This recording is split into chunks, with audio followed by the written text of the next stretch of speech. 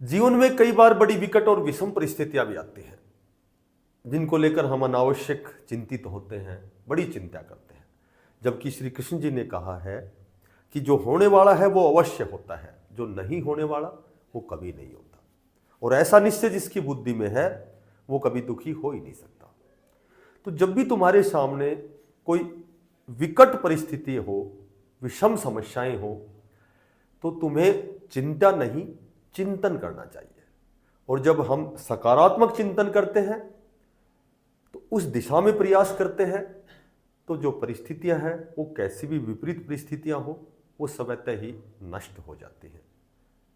और उनका समाधान हो जाता है। नमस्कार प्यारे बच्चों, साथियों, आज की जो अपडेट बहुत अच्छी अपडेट है, बड़ी अपडेट है। JBT, TGT, PGT special educator NTT का जो नोटिफिकेशन है वो बहुत जल्दी उसका ड्राफ्ट तैयार हो चुका है। बहुत जल्दी आपके सामने वो नोटिफिकेशन आने वाला है। तो आज हम जो बात कर रहे हैं वो केंद्रीय विद्यालय संगठन केवीएस की बात कर रहे हैं। देखो, नोटिफिकेशन तो चूंकि आ जाना चाहिए था, लेकिन इतना विलंब क्यों हुआ, इतनी देरी, इसमें इतनी बाधा क्यों आई, तो उसी पर हम संक्षिप्त से चर्चा करेंगे। देखो, इसका जो कारण है, मेजर कारण ये है कि सबसे पहले यदि मैं बात करूं तो लैब की समस्या कह सकते हैं, क्योंकि बहुत से एसएससी के एग्जाम हो गए, रेलवे के एग्जाम हो गए, तो इसमें मैं आपको बताता हूं। अच्छा, और एक मेजर कारण ये है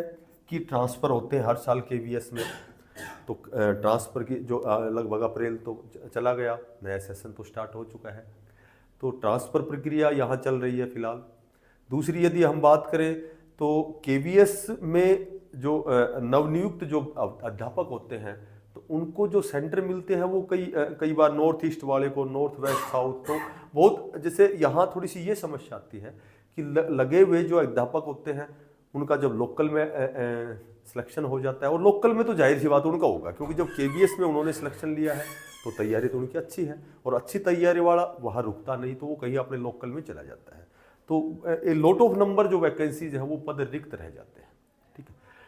तो अब की बार इसमें थोड़ा सा जो बदलाव की हम बात करें, सबसे पहला जो बदलाव है वो बदलाव ये है कि जैसे आरआरबी रेलवे रिक्रूटमेंट बोर्ड जो एग्ज़ाम लेता है,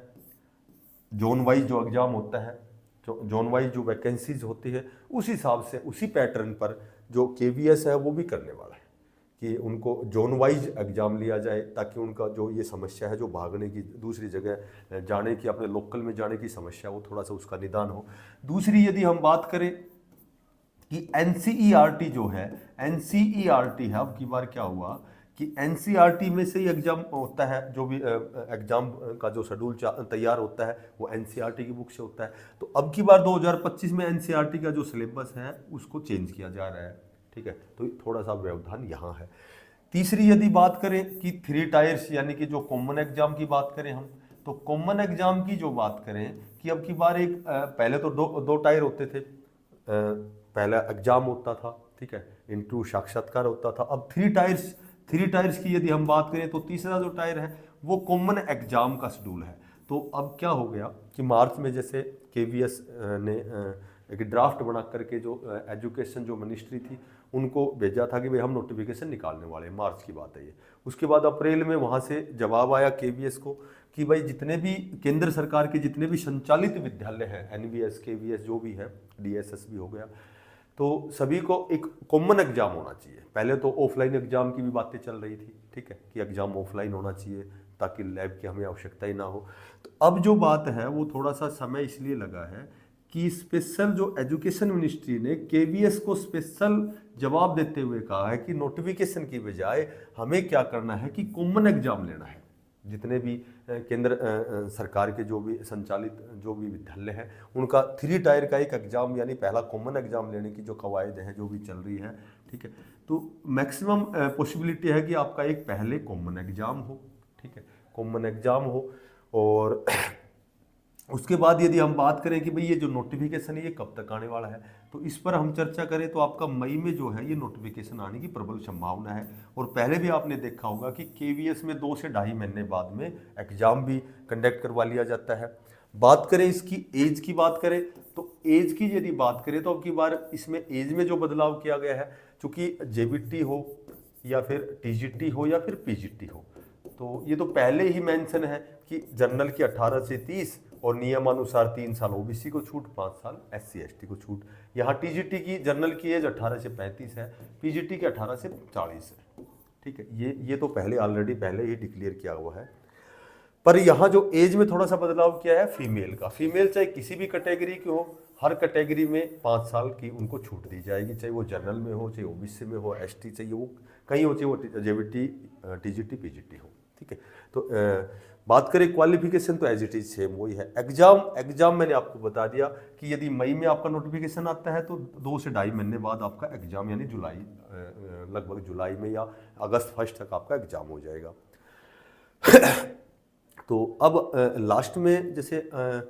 हमें क्या करना है, क्या सोचना है, या हमने इस दिशा में प्रयास किया है, तो मैं तो सभी साथियों से यही निवेदन करूंगा, एक तो जिसको वीडियो अच्छी लगी हो तो चैनल को सब्सक्राइब करना, ज़्यादा से ज़्यादा इसको शेयर करना, और आपका जो परम कर्तव्य बनता है कि यदि आपने जेबीटी का डिप्लोमा डिग्री की है, BA MA जो भी इस शिक्षा विभाग में आने के लिए आपने इस दिशा में प्रयास किया है, तो अपना प्रयास को और जोर शोर से बढ़ाएं। ठीक है, और बात करें स्पेशल एजुकेटर की, तो स्पेशल कोर्ट ने कहा हुआ है कि भाई DSS भी हो या फिर KBS हो, स्पेशल एजुकेटर की बहुत दिन से वैकेंसी नहीं आई है, जबकि बच्चे जो CWSN के जो बच्चे हैं वो बहुत ज़्यादा स्ट्रगल कर रहे हैं, बहुत से अध्यापकों का अभाव है, कॉन्ट्रैक्ट बेस के अध्यापकों से काम चलाया जा रहा है। NTT भी जो न्यू एजुकेशन पॉलिसी में, उसमें NTT का कितना अहम रोल अदा होना है या कितने अध्यापक नियुक्त होने हैं, यहाँ भी कॉन्ट्रैक्ट बेस के जो अध्यापक हैं उनसे काम चलाया जा रहा है। तो ये भी वैकेंसी आपकी बहुत ही लॉट ऑफ नंबर, बहुत ज़्यादा आपकी वैकेंसी आने वाली हैं। तो मई में लगभग आपको लास्ट तक, जहाँ तक कयास लगाए जा रहे हैं कि मई लास्ट तक आपका पूरा जो भी ड्राफ्ट है, जो भी प्रक्रिया इस दिशा में सारी तैयारियां जोर शोर से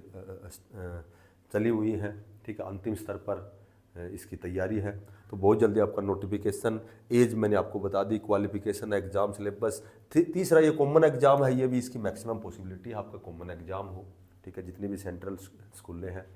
तो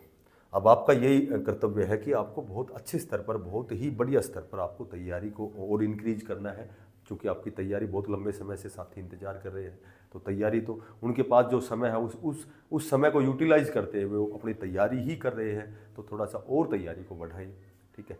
और जो साथी नए हैं चैनल को सब्सक्राइब करना, ज़्यादा से ज़्यादा इसको शेयर करना। फिर मिलते हैं किसी नई अपडेट के साथ, तब तक के लिए सभी साथियों को बेस्ट ऑफ लक, धन्यवाद, राम राम।